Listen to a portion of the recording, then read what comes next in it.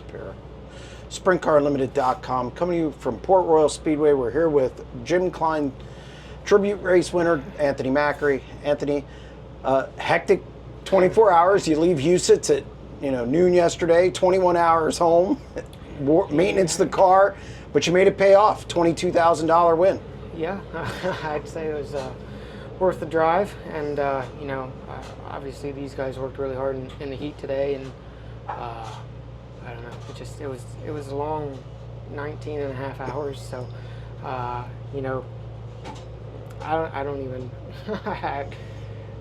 I don't know, it's just it's kind of surreal, and makes it really well worth the drive home to be able to win this race. I mean, obviously it not only means a lot to me, but obviously the team with Sandy sponsoring us, and I've known Jim and Sandy since I was a little kid, so I've always been around them, and to win it. I know, unfortunately, we were originally going to miss this race, and it sucked. I mean, but we wanted to get the money, try to win the money at Huset's, but obviously the stars aligned, and we could, had the opportunity to drive all the way straight through to come home. And ironically enough, the only clean fire suit I have is the one with J&S on the front, so it's kind of like it was meant to be. So I mean, I'm at a loss of words right now. It just means a lot to me to win this race, and I don't know. It's typical Port Royal for you. Timed well, ran well in your heat. You were kind of early in the race just sitting third. Were you just kind of biding your time there a little bit with Logan Wagner and Brent running 1-2? It seemed like you were, because Whitall got ahead of you on the start, and then you just kind of picked off and rode there a little bit.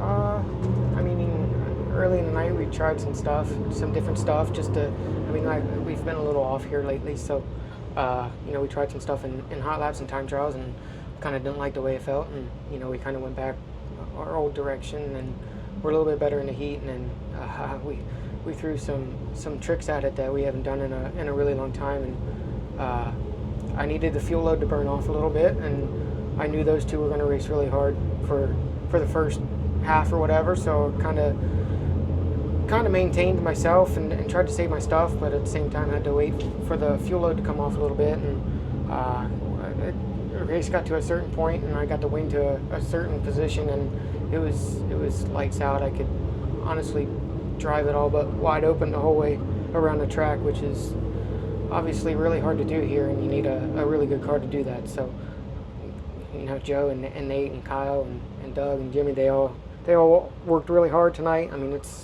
was pretty hot and miserable, so I can't thank those guys enough, and they just gave me a really good car, and I just had to be smart and not ball the thing up. Lap 17, you're running second. Logan Wagner lost power steering. You made the move. You made a slaughter 1 and 2. Brent got back under it, but it really set up 3 and 4 for you. You got to run and just blew by him. Yeah, I feel like a couple laps before that yellow came out for Logan, that's when the car really came to me, and I was reeling him in, and then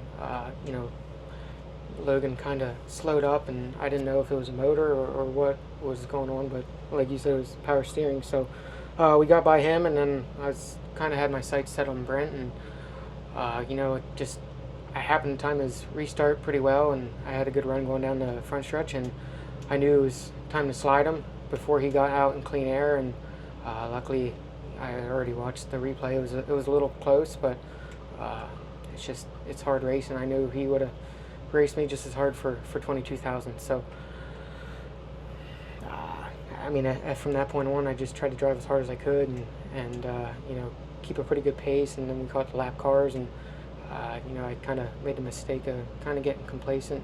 I thought I had a good enough car that I had a pretty strong lead, and that was wrong of me to do that. So that almost cost us the race. And when he got to the inside of me, I drove it in a little bit harder. So I was prepared to either crash this thing or win it for Jim. So it's not the first time I had to do that, but I shouldn't have even been in that position. So a little mad at myself for that, for almost giving that up like that. But luckily we had that restart, and I just tried to put a perfect one-lap shootout together, and I spun the tires down the front stretch, and I knew my only option was to hammer the top and just, you know, kind of prepare myself for a slider and to cross them over and then to protect in 3 and 4. So luckily I didn't have to do that, and, you know, I still protected in 3 and 4, and we got to win. Yeah, it was closer on that last lap before the caution. He was beside you. The caution came out. Were you happy to see that caution? Because you were so good on restarts. Yeah, I was happy to see the restart, but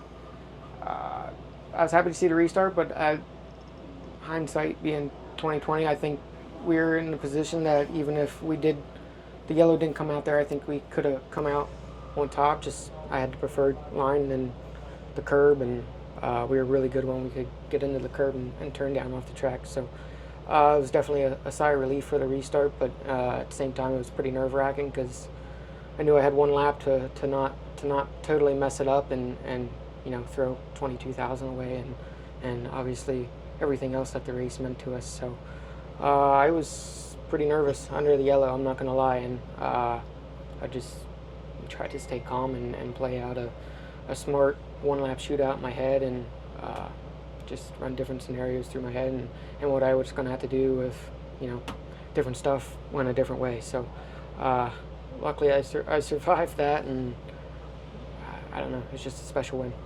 Last thing, how important is this win, not just for the Jim Kline aspect, but you said you were struggling. Do you feel like you're getting back on track with a win here tonight? You got Speedweek coming up.